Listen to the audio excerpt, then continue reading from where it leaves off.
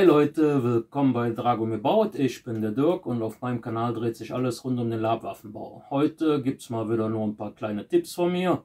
Hatte leider unter der Woche nicht so viel Zeit für ein vernünftiges Video, also gibt es heute noch ein paar Tipps. Und zwar möchte ich bei einem Messer vernünftig das hier ausschleifen. Wie ihr seht, das ist immer mit dem Schneiden immer so ein bisschen ein Problem.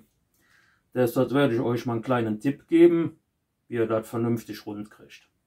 Bleibt dran, wir sehen uns. So Leute, und zwar, so das Schmürgeln hier an den Geraden ist ja immer kein Problem, ne? Hier schon eher.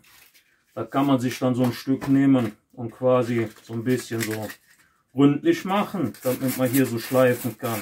Ja? Das geht schon ganz gut. Allerdings hier für die ist das natürlich alles ein bisschen blöd. Da geht er hin. Ich habe mir hier ein Stück Rundholz abgesägt. Habe ich übrigens oben im Bastelzimmer auch in einer ein bisschen längeren Version, aber das Stück hier muss auch erstmal reichen. Dann nimmt er ein Stück doppelseitiges Klebeband. Ich mache jetzt einfach mal so grob, weiß jetzt nicht, nehmen wir die Länge hier von dem Stück. Cuttermesser. So, schauen wir mal. Das reicht. Wahrscheinlich nicht so ganz, aber das ist nicht so schlimm. So, dann klebt er das doppelseitige Klebeband auf das Holzstück. Ja. Jetzt muss ich nur erstmal wieder einen Anfang finden. Bei dem doppelseitigen, das ist immer so ein bisschen Rumfrickelei. Also da habe ich jetzt auch nicht so mit. So. Dann zieht er das Ganze ein bisschen ab. Dann nehme ich das war schon so ungefähr die Breite, das hatte ich hier noch so rumliegen. Dann geht er an einer Seite dran, klebt das drauf und dann geht er einmal so ein bisschen rund. Schauen wir mal, dass wir das ungefähr so hinkriegen. Schneiden wir ein Stück ab, aber das war schon zu viel.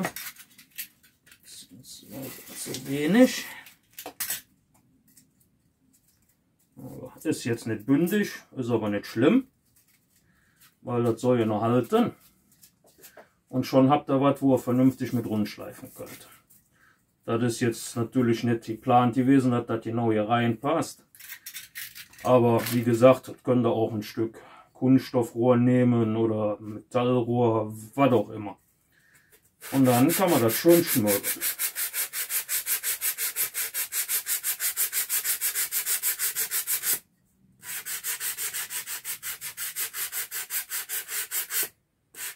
So, wie ihr seht, sieht ganz gut aus. Schöne Rundung drin. Damit kann man zum Beispiel auch hingehen und hier so das anschleifen. Da kriegt man das auch schön gleichmäßig dann mit hin. Ja.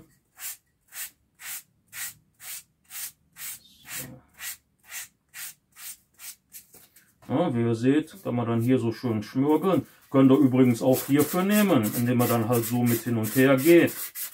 Das geht auch wesentlich besser wie mit dem hier, ne? Wenn er das nur so. Also das ist schon ziemlich praktisch, wenn ihr irgendwas zum Schleifen habt. Ne? Wie ihr seht, das geht ganz gut.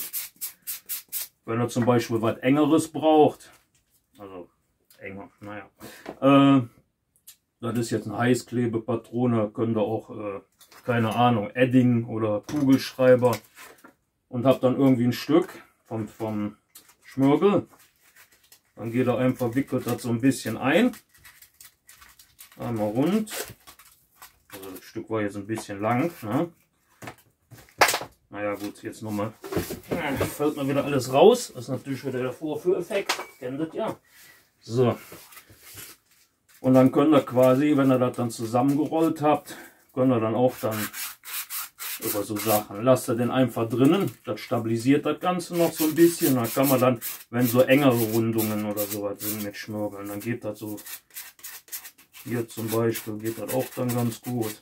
Aber wie gesagt, mit so einem Holzstück, das ist gut. Das kann man dann wieder runter machen, wenn das Schmürgel durch ist. Macht wieder vielleicht ein bisschen neues doppelseitiges Klebeband drauf und dann kann man halt weitermachen. Ne? Ja, soweit so gut. Ne? Wie gesagt, Kleiner Tipp mal wieder. Ist jetzt nichts Großartiges, aber kann euch vielleicht ein bisschen weiterhelfen, eure Sachen besser hinzukriegen. So Leute, ich hoffe, das hat euch ein bisschen gefallen, der Tipp. Wie gesagt, ist heute mal nur ein kurzes Video gewesen. Ich hatte jetzt unter der Woche leider nicht so viel Zeit, vormittags vor der Arbeit noch Videos zu machen und abends war ich so kaputt, Leute. Es ging nicht. Jetzt am Wochenende bin ich wieder dran, wenn alles gut geht. Haben wir morgen vielleicht schon wieder ein Axtvideo. Ich bin nämlich eine größere Axt am Bauen. Und dann schauen wir mal, wie das Ding wird. Ich hoffe, das Video und der Tipp hat euch ein bisschen weitergeholfen. Dann bleibt mir treu. Abos, Likes, Kommentare gern gesehen. Dann sehen wir uns in einem meiner nächsten Projekte. Ich hoffe morgen. Dann geht es dann weiter. Wir sehen uns.